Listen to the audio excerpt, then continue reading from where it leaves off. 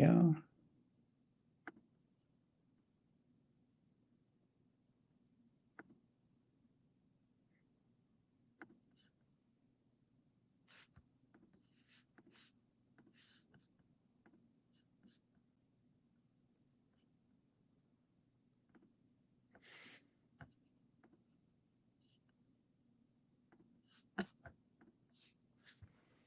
How's that look, Christoph? Did our slide show up?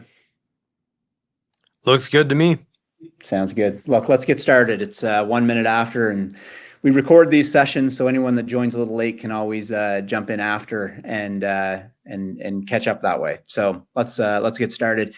Look, welcome everyone who's joining us this morning. It's kind of a fun day for us. We've been waiting for AWS to announce RCPs, resource control policies, for well over a year now. At least it's been a year. And we're excited that they've done it. And Christoph and I are going to talk a bit about that today, because I think it's fun for everyone to learn. And from there, we'll kind of show you some useful use cases in them and things of that nature. One of the things that we want to do today as we kind of go through this, and we're gonna do two parts of this. We're going to talk about resource control policies. We're going to talk a little bit about what makes them new, what makes them different, how you would use them. Christoph, and again, I'll introduce Christoph. Christoph is from Cyber.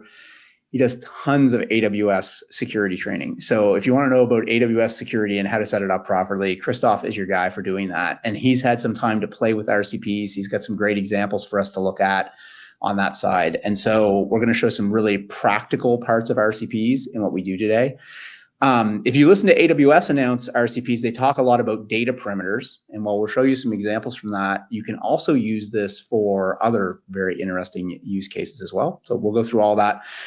I'm Sandy Bird. I'm your host for the day, and I'll do some talking as well. I am the founder of Sunry Security, and I've spent the last 5 years of my life decoding AWS IAM permissions, policies, resource policies, and all those things that make AWS IAM fun and getting least privilege. So hopefully we all have fun today. We're going to actually collect up questions. As you have questions, just put them in the chat. And at the end of the session, Christoph and I are just going to try to answer those out of the chat from there. So that's how we'll kind of do this as we go through. All right, let's get started, Christoph. I always have to flip back and forth to my slides here, so there's always a slight delay. There we go. So what is this new thing, this RCPs, and not to be confused with resource policies, although they're directly related. So what AWS has announced is this kind of counterpart to service control policies, SCPs. And for anyone who doesn't know what an SCP is, we've done lots of blogs on them, service control policies, but they allow you to do these great kind of globally wide controls across all of your AWS accounts. So if you're using AWS organizations, you can use SCPs to control kind of how IAM permissions work across all of your accounts globally. And RCPs is a counterpart to do that. But the difference between the RCPs, of course, and the SCPs are they work directly on the resources that are being impacted. And because of that, you can put these great guardrails in place over how how any identity is interacting with these resources. And when you actually combine the two of them together, so when you combine the RCPs and the SCPs together, you truly can get a hold of every identity that has access to your AWS accounts. Before, there was this interesting gap where you could actually bypass some of the ways the IAM controls did by using an identity that was outside of the account. We'll talk about that in the next slide. But just a great way to control everything that can have access to any of these resources. Now, AWS announced this. I'm sure in the AWS product manager that did this wanted more than 5 services on the day that they announced it. On the day they announced it, we got S3, KMS, STS, SQS, and Secrets Manager. But why this is so important is specifically STS and KMS, and we'll use examples for these. But if you think about all the ways all of the vendors get into your accounts, they assume roles and they use the STS assume role for that. And so now we can control all of that assumption for roles that are coming from outside your accounts. And then of course, KMS is encrypting your most important data that you have. And so by being able to control KMS, we really get this ability to lock down data and examples. AWS says, of course, more services to come in RCPs, and I believe that will happen. There's about 32 resources total in AWS that you can have resource control policies. And so again, this will come as we go through there. Christoph, just, I'm going to flip over here very quickly to kind of where these things get processed in the chain. Any comments from you on RCPs, SCPs, use cases worth talking about before we get to the examples? Yeah, I think that was a really good summary. So a couple of primary things I usually hear from folks when I'm talking about RCPs and doing presentations like this. We actually had one earlier in the week where, as I was talking about them and it said, hey, they just launched right before reInvent of this year. Somebody commented and they're like, wait a minute, I've been using this for years. What are you talking about? And you kind of touched on that at the very beginning, but these are not resource policies. These are resource-based policies, very, very different. And they serve entirely different use cases. So this is brand new. This just launched at the end of November, I believe it was. So maybe 2-3 weeks ago. And it's kind of a blur at this point with reInvent and everything going on. But it was very recent, less than a month ago. And so, yeah, they're super, super powerful. The second thing is that confusion between when do I use RCPs versus when do I use SCPs. You already touched on that just a second ago, and some of our examples hopefully will shed a little bit more light on that. But it's really that difference between RCPs are there to help you control access to your resources from external identities versus SCPs really help you control the maximum permissions around identities within your accounts. And also they have the similarities where they both control the maximum permissions. They don't actually grant new permissions. So they do have some differences. They do have a lot of overlap, and they also have a lot of ways in which they work similarly. And I think that's important to keep in mind. So just wanted to briefly mention that. But again, we're going to be looking at three different examples in case studies. So hopefully that will help cement how they work and how they're different. It's again, super good points. And for the people that are, joining that maybe don't live in this world every day like Christoph and I do, there's been this interesting thing with resource policies. So the thing that you've been using for many, many, many years that, and I always use it from again, I spent too much time in security from an attacker perspective. If they wanted to leave persistence in your account to something, they could create a resource policy on an S3 bucket, a DynamoDB table, a KMS key, whatever it is. And in that resource policy, they could literally link to an account that they created using, an Amex card or a Visa card somewhere. So they signed up for Amazon and they take an identity in that account that they own and they could put this thing in this resource policy. And it doesn't really show up anywhere centrally. It's not in part of your IAM policies. It's not in part of your, SSO. It's not part of any of that stuff. Yet there is this direct account that can now get access to this resource directly. And there's nothing you can write in an SCP, the service control policy, that actually can stop that from happening. And we always got worried that, if you had a large dev team, you had 50 different dev teams working independently and somebody, was going to get, removed from the company and knew up front, this is a great worry that they could basically give themselves access to data and stuff after the fact. And so, again, it's a very important control because it really closes that gap that AWS has kind of always had. Completely functioning as designed and as they engineered it to be designed, but was a bit of a hole where centrally you couldn't control it, and now you do. So these are actually interpreted before SCPs. So if you think about the logic in AWS that wins, this RCP one is the one that wins. And that example I just gave with this kind of, resource policy overriding everything, I always use this example where I say, AWS and GCP I like a lot because they're deny first environments. If there's a deny written somewheres and it says stop it, then you can't do it. Azure is not that way. Azure is an allow first environment. But in these two environments, it's absolutely a deny first. But AWS has had this really complex logic tree. And I'm going to actually stop sharing here for a second, Christoph. I'm going to show this other view because it's always fun to just see this for 1 second. So this is the crazy tree, and I'll scroll slowly so everyone can see it. We'll just go down here to the bottom. And we're not going to go through identity policies and permission boundaries and session policies and all these things. But this is the logic tree of how AWS decides if something has permissions or not. And I always had this problem with it when I was telling people, oh, it's deny first and deny wins.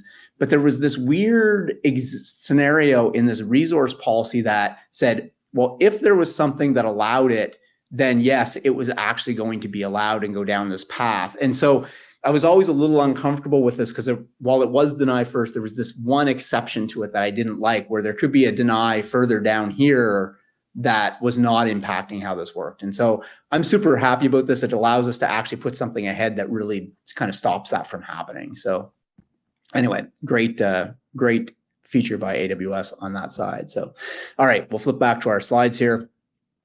As we said, these are actually interpreted before the SCPs, so they kind of win across almost all other policies in the logic. Now, this is always the interesting one, and Christoph has a good story. We're going to let Christoph talk about the news from yesterday. I think it was 2 days ago, maybe, Christoph, the news from 2 days ago. But we always just kind of are always watching gray hat warfare and just looking at the sheer number of public resources that are there, some intentional, some not intentional, but just the huge numbers of these. And we know AWS has 14 ways to stop public buckets from happening. And part of that also makes it complicated because, again, if you don't configure them right and know which one of the many ways of doing it, you may have these risks. But there's also these other 32 policy types which can be public as well. And to kind of say how complicated this was, Christoph, I'd love you just to kind of share this news story from, I think it was December 10th, that was on Dark Reading, which was kind of a fun one to talk about. So. It was, and it's funny because we briefly met up yesterday to prepare for this, and you pulled up this slide, and I'm like, I have to share literally this article I read this morning that's so relevant to this. But so I'm reading this article, and it's talking about how this threat actor was able to basically scrape a lot of resources on AWS, and there were resources that were misconfigured. So we're talking about just web applications running on EC2s, buckets, all kinds of things that you can misconfigure in order to grant public access when you didn't mean to grant public access. And so by scraping that, they're able to get things like customer data, PII, proprietary code, secret keys, things like that, right? Things you don't want to publicly expose, they'll take those and then they would host them in Amazon S3. And because they're a criminal organization, they would end up sharing those resources with other members of their crime group. The problem is, as they were trying to share and modify the bucket policies to share with their criminal organization, they inadvertently actually made that bucket public, which is how a security researcher was able to find this out, because as they were doing research, they discovered this bucket that had all of this data that should not be publicly accessible and that looked like it belonged to many different organizations. And so they bubbled it up, talked to AWS, and turns out literally the threat actors misconfigured an S3 bucket, just like what they would compromise when they're going after targets. So even the people doing this who know that it exists still can't get it right. So it's wild because, like you said, there's already, and I'm sure this is actually, it might not even be an exaggeration. There might literally be 14 different ways. I haven't sat down and counted them. There might be 14 different ways of doing this. And now we have a 15th way with RCPs. But I guarantee you this is still going to be an issue. So, but that's why we're here, to help you prevent that and make sure that we see less and less of it as the years goes on. But yeah, I thought that was a hilarious use case and case study. I don't know if we have a link to it in the slides or not, but if you're curious to read the article, feel free to DM me on LinkedIn. I can send over that link. It's a pretty entertaining and interesting read for sure. It is. We'll try to dig it up before the end of this and post it in the chat or something if we can there too. Awesome. All right. Look, I think this is where we get into the use cases and examples. And Christoph, I will build slides or kind of change slides for you as we do this.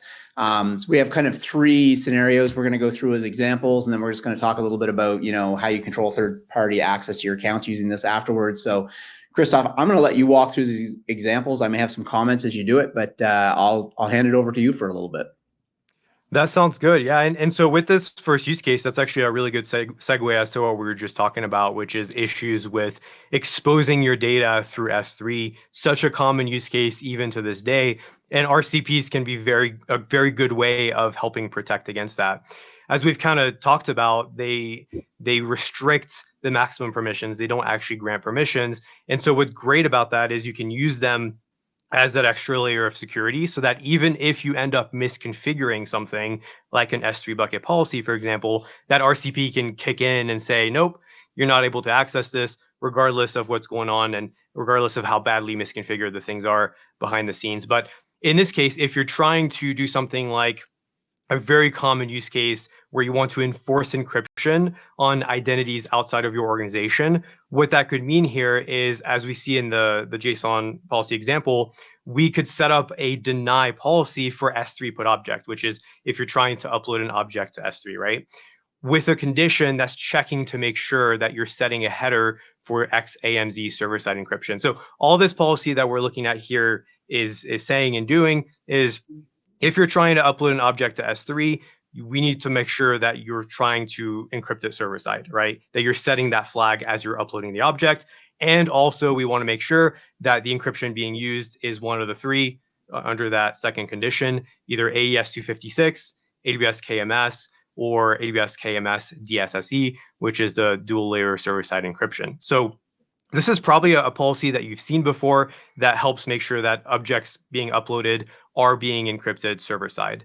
Sandy, if you can move on to the next tab there. So as an example of an RCP that we could implement that is actually part of the AWS documentation, and I mentioned that because Sandy made a good comment that we'll touch on in just a second here. But as you can see from this example RCP, we still have a deny effect for all principals, for all actions related to STS, S3, SQS, Secrets Manager, and KMS, which are those 5 services that are currently supported by RCPs. We are setting a condition for that to make sure that secure transport is being used. So all that's really saying is, if I'm making a request to one of those services, regardless of the action, I need to make sure I'm using HTTP TLS, right? I need to make sure my communication is encrypted so that nobody can just intercept it, sniff my traffic, and take a look at what's going on unencrypted and be able to snatch some data from that, right? That's what this RCP is essentially doing here. Couple of things about this. The one thing I like about this example is, many of us, if you've been listening to Sunry webinars, I know they've been preaching it. I've been preaching it as well. If you've been putting some of these into your SCPs, in some cases, if those SCPs that you've written are protecting resources, you might be able to literally just copy and paste that into an RCP. You may have to modify it a little bit for those services that are supported by RCPs, which is only 5 right now. I'm sure that will expand a lot in the future. So you may have to tweak it just a tad, but otherwise it's the same syntax. We're talking about similarities between SCPs, RCPs, same exact syntax, right? So you could literally copy and paste it and replace it. Of course, make sure you're testing and everything and make sure you're not breaking anything in production first, but it makes it very easy in terms of that. The second interesting thing, this is something Sandy brought up, so maybe you can touch on this as well, but we were kind of scratching our heads at this because I mentioned at the beginning, this is an example straight from AWS documentation, but they include STS, they include KMS and stuff like that. I don't know that those services actually allow you to make calls to them that are unencrypted. I haven't tested it out. I meant to do that, but ran out of time. But what are your thoughts on that, Sandy? Is that actually necessary to include those in there, or could you just pare this down to say just Amazon S3? Yeah, I too didn't test it afterwards or not. If you could connect to them in an unencrypted way, or even you can. There's another web page for Amazon that goes through all of the possible conditions you're allowed to use with each one of these services, and is secure transport even applicable on STS or not? Is a question. But again, we pulled this one from their RCP documentation because it really highlighted the 5 services that they supported in, and it was one.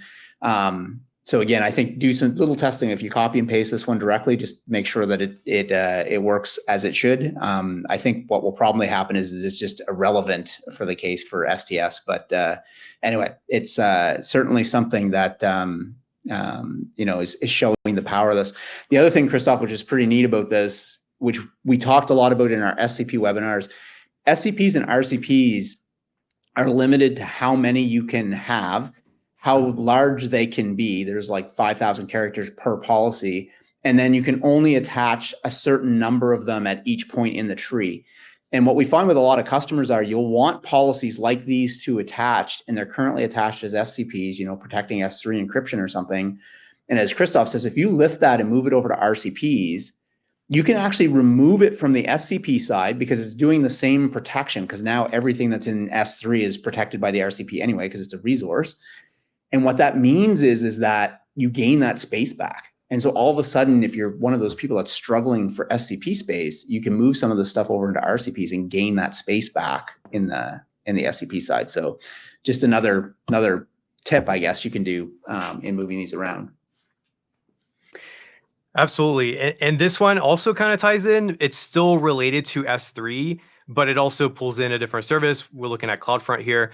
I like you came up with this example as well, Sandy, I believe, but I like it because it actually reveals some things that I still am guilty of doing from time to time. And this is something we see a lot happening in AWS environments. So I'm definitely not judging anybody who's done this before. I still do it to this day, but I try to set a reminder to not leave it in here. What I'm talking about here is if we look at this policy, which says never use this policy for a good reason, we have multiple actions for S3. So we're looking at uploading objects to S3, and we're looking at retrieving objects from an S3 bucket where we have that resource below there. It's just a bucket called CloudFront bucket, right? A lot of times when you're using S3 buckets, especially for serving requests from clients through a web application, mobile application, whatever it is, you're going to put CloudFront in front of it, that CDN that they offer, right? CloudFront is going to receive a request. It's going to go to S3, get the data or put the data, and then give a response back to that client making the request. The issue here is sometimes as we're going through as developers, we are trying to make this work with our application.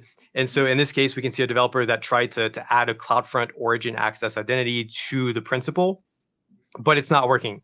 They're just getting access denied. They're getting really frustrated and they're like, screw it. Let me just put a star in there. Let's just open this up to everything. And then I'll come back and modify it. And as they do that, it now works. And so maybe they walk away to grab a cup of coffee, grab lunch, whatever. They come back later and they forgot they did that. They forgot they needed to go through and try to chip away at what was causing the issue so they can remove that star. So they end up leaving the star in there, which is a problem because then that can end up exposing your data publicly, right? You're allowing all principals the ability to put objects and get objects, which they can either access your data or they can upload malware and then serve that malware from your bucket, for example. So this is a problem. Don't use this policy, obviously. But going back to one of the great things I like about RCPs is even if you make this mistake, and thank you for switching over to the next one. Perfect timing there, Sandy. I can tell you've got experience with this. Even if you make that mistake, even if you leave something completely exposed, if you have an RCP like the one that we have in this example, it would protect you against that misconfiguration. It would prevent public exposure or the ability to upload malware to your S3 bucket because we have a deny for all principals for actions. And here we actually have more than just S3. We have SQS and Secrets Manager as well. Could just be S3, depends on your use case, for all resources under these three conditions. And under those three conditions, we're doing multiple things. We're checking for the source account to see if the source account is set. We're also checking for the source org ID. So you could go in and you can put your own organization, your AWS organization identification, your ID number, you can put that in there. And this policy will check to see what source account this is coming from and if it's part of our AWS organization or if it's a request being made by an AWS service. Because maybe you're running some automatic Lambda functions. Maybe you've got something to do with AWS config. Like there's many different services you might have configured that on an hourly basis, daily basis, weekly basis, whatever, is accessing those resources. So if we didn't have that principal is AWS service check, those services would get denied as well. That's how powerful RCPs are. And so that's why we have three separate checks here. Again, to recap, we're checking the source account, we're checking the source org ID to make sure that's a request coming from our AWS organization. If it's not, we block it unless it's coming from a principal that belongs to an AWS service, essentially. And so, yeah, just to recap, like that would have actually prevented our issue that we saw in the prior slide there with that star. Ideally, of course, you still go back and you try to fix it. You don't just leave it there and you wipe your hands and say, okay, we're good, we're protected by RCPs. You still want to try and get that right. But worst case scenario, you still have that additional layer of security that steps in and says, nope, we're not going to let you upload malware to a bucket. We're not going to let you extract all of our data from that S3 bucket. Anything else you'd like to add to that, Sandy? I think, again, I just think this is a good structured policy to start with to expand your RCP journey with. I almost said SCP, I've been saying it for too long. If you're going to expand your RCP journey, this is a good template to start with because it actually allows you to do some pretty neat stuff. So you don't have to use source org ID here. You can use the account ID. You can actually write these conditions to specific identities. And if you remember, you can take any one of these services now and specifically say, hey, I only want this particular and again, you can attach this at an account level, at an OU level, or at the top of the tree. I only want this account to be able to access, S3 buckets of this structure and policy. So you can kind of use the concept of the accounts, the IDs, the S3, the ARNs, like you can put all of this kind of in here between the resource filter, the action filter, and then the conditions to really lock things down. And I think, that's why, AWS keeps talking about this as a data perimeter, right? You can do great data perimeter things with this RCP language as you're doing that. And I think that lends us well to your next example, Christoph, which is the KMS side of this thing. So exactly. And as you mentioned, it's just like SCPs, you can just assign it to or attach it to individual accounts or OUs. So if you have OUs or accounts where you actually do want to publicly expose that S3 data, which is a legitimate use case, right? If you want to do that, you can still do that. It's not saying your entire organization is locking it down and you have to set up a different org for those public buckets. You can pick and choose where this applies to. So that's another good point. But yeah, so this one is I think another very powerful example, which has to do with KMS. One of the great benefits of using KMS is that it's like you could have multiple policies. You can have a KMS policy, you can have a bucket policy. And even if that bucket policy allows access to the data, if that person or identity is not able to use the decryption key, for example, they still can't access that data. And so we can leverage that kind of thinking to prevent principals outside of our organization from ever being able to decrypt our information by using a policy like this, where I'm being hyper specific here. The next example will be a little bit more broad, but in this case, I'm like, you know what? For KMS decrypt actions, the request has to come from our AWS organization or from an AWS service that we trust. Otherwise, I want you to deny it. Nobody else outside of those two conditions is able to use KMS decrypt in any of the accounts that this RCP is attached to. And so if we move on to the next example, it'll look very familiar to the one that we just talked about with S3, where we're now replacing it. We're adding a third condition, which is checking the source account as well. And the reason that we may want to do that, and the reason that Sandy mentioned this is a good starting point, is it also helps prevent something known as the confused deputy problem, where without going into too far into the weeds, you may already be familiar with what that is. If not, I'd recommend researching it so that we don't go on a huge tangent with that. But it's as a basic example and explanation of what that is.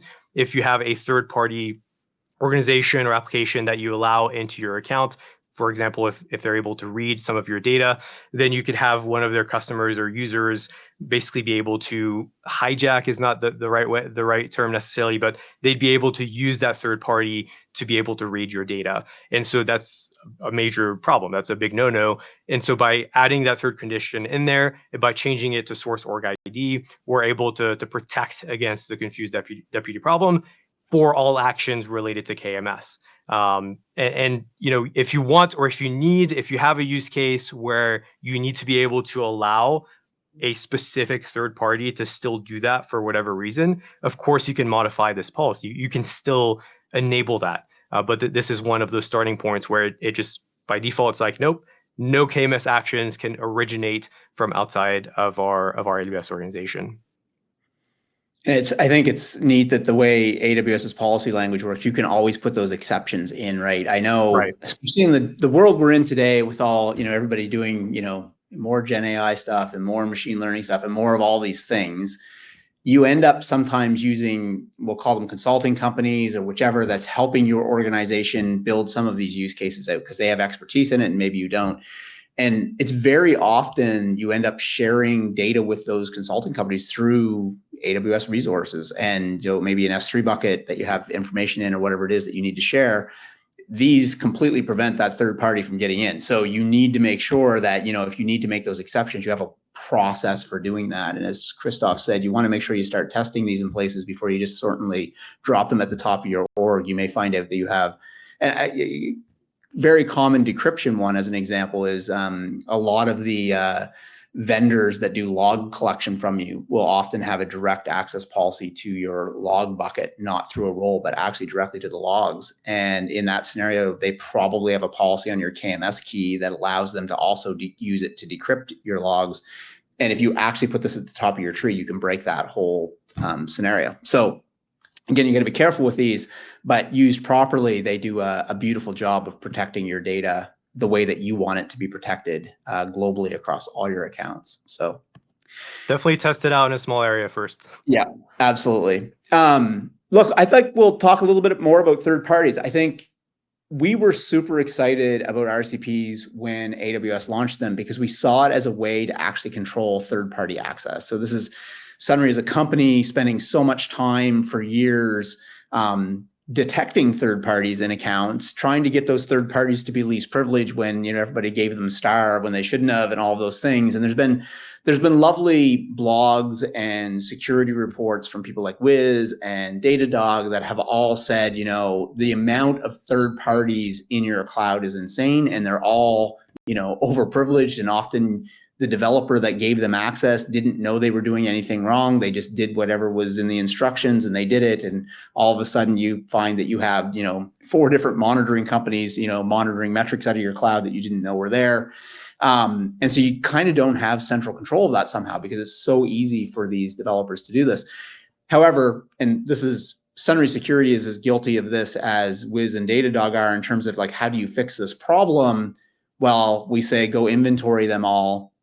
Anyone you don't expect to be there, go and remove it. You should make it least privilege based on our recommendations. But there's, it's work. And if you have, we have customers with thousands of AWS accounts that have a Datadog role in every single one of them. If you want to remove them, you got to figure out how you take that out, right? And often it involves other teams and things like that. And it's complicated. And so we had been knowing that RCPs were coming. We've been working on this interesting thing in the background. So I'm going to actually stop sharing here for a second. And I'm going to share to this other view over here. And so we were showing this last week at reInvent, and it's pretty neat. It allows you to basically take the equivalent of that inventorying of third parties. So you can take, your AWS organization, which maybe has a number of different AWS accounts in it. You can look at the top part of the tree or at the bottom part of the tree. There's Matt's marketing organization, whatever. You can look at that. But from there, you can get this inventory of third parties.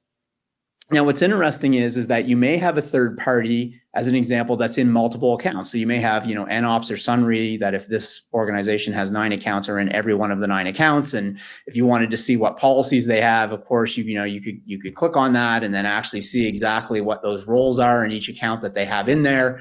You can go look at the policy, whatever it happens to be, to understand that. And so you get this kind of one view of the third party, even though they may have hundreds or thousands of roles in your account, you can see all that from one spot. The second thing that's kind of interesting about this is that because you have that power of the RCP now, you have the option to actually remove one. And so, and I remember working with customers early on that, in the early days of, building CSPM products, everybody had a CSPM, and, customers would move from vendor 1 to vendor 2 to vendor 3 to vendor 4. And by the time, the 4th vendor was in there, the first 3 vendors all still had access, but their contracts had long expired, but no one ever cleaned their roles out. And so you would find a scenario where, you would have a vendor that has never been used in the last 3 years or whatever, but still had complete access to the cloud. And so now what happens, of course, you can hit block access, and we can craft an SCP or an RCP, that can actually lock that out and say that doesn't happen. The second thing that's neat about this is, of course, if you have those scenarios where there is access to a bucket through a bucket policy or access to a key through encryption, you can see those relationships as well. And of course, you can view the policies and whatever they are and understand that, yes, absolutely this, and again, we'll go back here, these all end up being account numbers. So when you trust Palo Alto or you trust Sunray or you trust Qualys, there's some number of account numbers in AWS land that those vendors are associated with. That's how they and that's what you build the trust relationships with. So when you put that policy on that key, whoever's, giving them access to it, as an example, will be adding in those account numbers in and trusting them one way or the other to do things like encrypt or decrypt or whatever they need to do on those keys. And so the same RCPs can control those. So when we craft those RCPs, we can actually control access to or from these. What's very neat about this is, though, Now you can actually say, I want to go down to the level of, a production account as an example. And you can say, these are the third parties that are in here, and I want to kick one out or something. We'll remove Palo Alto here for today. We remove them. But then we can move this into a block all new scenario. And if you go back to Christoph's policies, think about crafting that one that says only allow this org ID, only allow these accounts. And by actually crafting the policy that says, hey, these are the ones we're going to allow, right? We're going to allow the NOps, the Sunread, the New Relic ones in. When a developer goes and actually changes one of those policies on the key, on the bucket, adds a new role in with STS assume role to a third party, that third party can try and assume that role or try to use that key or try to get data from that bucket, but they will be denied by that RCP that is parsed before the resource policy is parsed. And so, again, we think this is one of the biggest changes AWS has made in a long time in terms of that ability to control who and what outside of your cloud has access to the data in your cloud. And again, we're just, complimenting AWS on that all the way through because we think they did a great job on it. We're super hopeful that they do the other 32 resources that support resource-based policies. But that is just something that we think, is going to be super helpful for everybody, whether you're crafting the RCPs yourself and building a process for it or using a product like Sunread to do that. So any final thoughts, Christoph, before we open it up to questions? No, hopefully we covered most of the important information well. I'm curious to see what kind of questions we get through here, and then we can go from there and kind of clarify some of what we talked about. Yeah, I see Matt has been supervising here, and he's been dumping, at least, maybe these are only to us, Matt. Maybe the public hasn't seen those. Matt had sent this register article out about the stolen AWS credentials, which I actually think is a different article than the one that Christoph had sent, which was in dark reading, actually. So I don't know, Matt, if you can find the dark reading one, we could post that in the Q&A for that one. And amazingly, there's no questions. We've obviously bored everyone to death, Christoph. Well, RCPs is such an exciting topic. I can't imagine that being the case. It is. And I would share that article, but I don't know what's going on. My Chrome completely froze up. So even though I'm able to talk and hear everything, I literally can't do anything in the UI. So fortunately, I can't copy and paste in there, but I'm sure we'll find it. I have it right here, I believe. And so I'm going to put this, I'll put this in the chat for people. It's this dark reading article right there. Cyberdrang steals thousands of AWS credentials, apparently.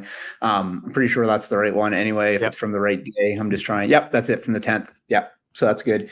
And we do have our first question. So that's good. William, thank you for this.